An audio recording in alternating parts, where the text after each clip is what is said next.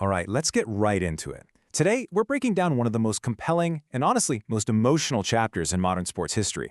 Picture this, a stage lit by floodlights, billions of eyes watching, and an absolute legend of the game stepping into his final, most critical tournament. We're talking, of course, about Cristiano Ronaldo and his final campaign at the 2022 FIFA World Cup in Qatar. You know, for most players, just getting to a World Cup is the pinnacle. But for Ronaldo, this tournament carried the immense weight of being the definitive end of a 20-year dream. Now, right off the bat, I need to tell you, this isn't going to follow your typical triumphant Hollywood script. As the quote says, every football legend has a final chapter. Some end in glory, Cristiano Ronaldo's ended in tears. We're unpacking a really emotional arc here. It's a story about human limits, the relentless march of time, and the heartbreak that hits when one of the absolute fiercest competitors the sport has ever seen realizes the final whistle is blowing. Section 1. The One Missing Trophy and the Ultimate Quest. To really grasp the gravity of Qatar 2022, we first have to wrap our heads around Ronaldo's almost godlike status in the sport. This is a guy who spent nearly 2 decades literally conquering everything football had to offer across England, Spain, and Italy. But the World Cup?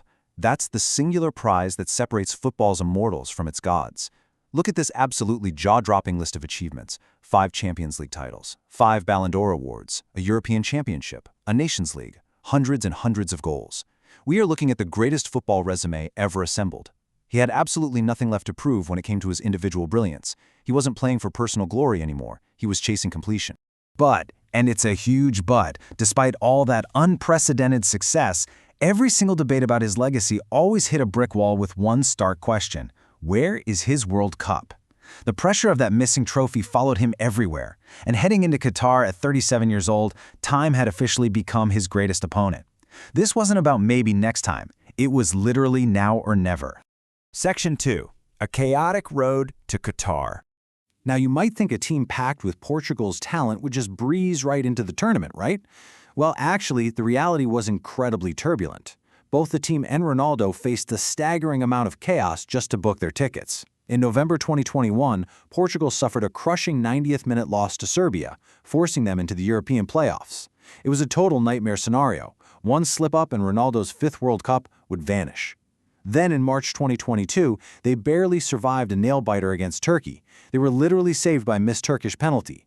Finally, they scraped through with a win over North Macedonia, the giant killers who had just knocked out Italy. They survived, sure, but man, the road was exhausting. And the chaos definitely didn't stop at qualification. Literally days before the tournament kicked off, that explosive interview with Piers Morgan dropped, where Ronaldo openly criticized Manchester United. Within days, his contract was mutually terminated. Just think about that for a second. One of the greatest players in the history of the sport arrived at his final World Cup completely clubless, a free agent. The media storm was off the charts, placing this unimaginable, crushing pressure squarely on his shoulders before he'd even touched a football in Qatar. Section 3. History made, cracks emerge. So the tournament starts. In their opening match against Ghana, it looked like Ronaldo was going to do exactly what he always does, just silence the noise by stepping up on the biggest stage imaginable. He buried a penalty, and in doing so, he made monumental history. 5. He became the very first player ever to score in 5 different World Cups, from 2006 all the way to 2022. Pelé didn't do that. Maradona didn't do it. For a brief shining moment, the headlines celebrated his milestone. The captain delivered, and the nation rejoiced. But behind the scenes, cracks were quietly starting to show. During the group stages, analysts started noticing a physical decline. That explosive, legendary acceleration had kind of faded. Then, in the final group game against South Korea, he was subbed off, and visible frustration bubbled up as he walked off the pitch.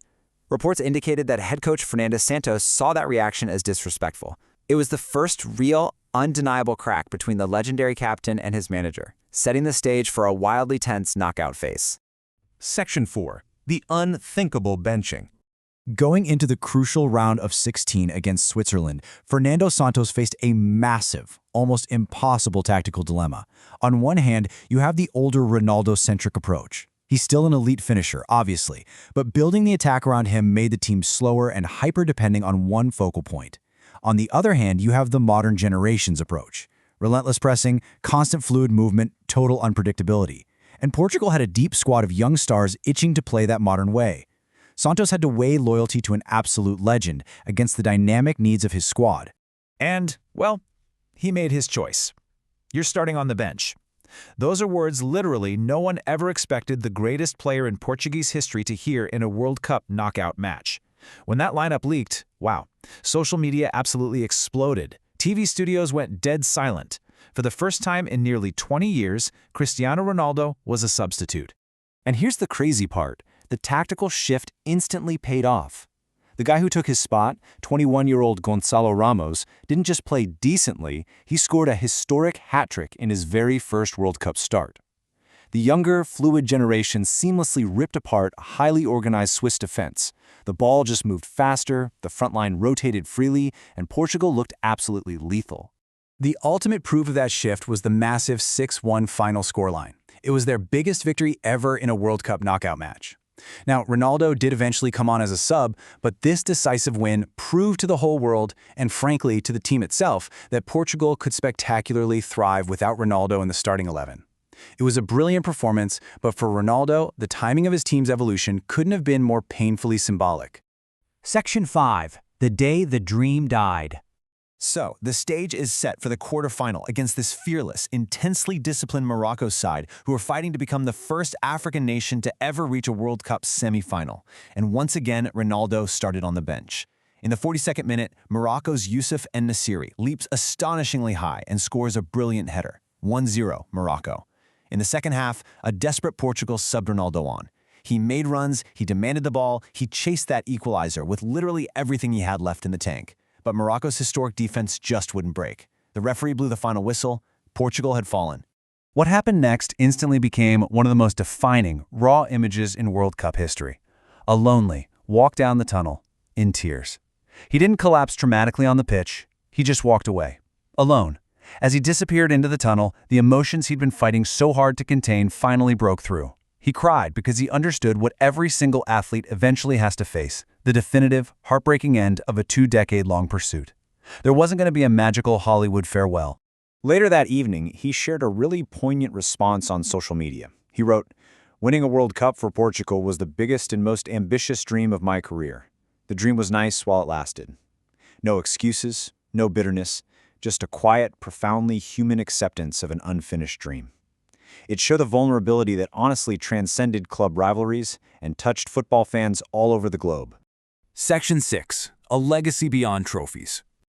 But, our story doesn't actually end in that tunnel. We have to look past the failure of just one tournament and look at the absolute triumph of his overall legacy. His greatness isn't solely defined by that one missing trophy. Think about it. He redefined professionalism and athletic preparation for an entire generation of players. He inspired millions of kids to dream way beyond their circumstances. He adapted and evolved his game over 20 years to stay at the very top. And even after the heartbreak in Qatar, he didn't quit. He transformed into a veteran leader for his national team, guiding the next generation. And hey, the numbers speak for themselves. Over 900 career goals. Let that sink in. That is a staggering count that cements his status as one of the most relentless, prolific, and dedicated competitors in the history of sports. He proved that extraordinary ambition paired with extraordinary discipline can literally change the world. Which leaves us with one final, really provocative thought to ponder. How do we truly measure sporting immortality? Is true legacy simply about the trophies we ultimately lift, or is it about the relentless belief we inspire along the way? Cristiano Ronaldo might not have lifted that World Cup, but his story, the pursuit, the dedication, and yes, even the heartbreak, ensures his name is written forever among the absolute giants of the game. Thanks so much for joining me on this explainer. Keep questioning, keep learning, and I'll catch you in the next one.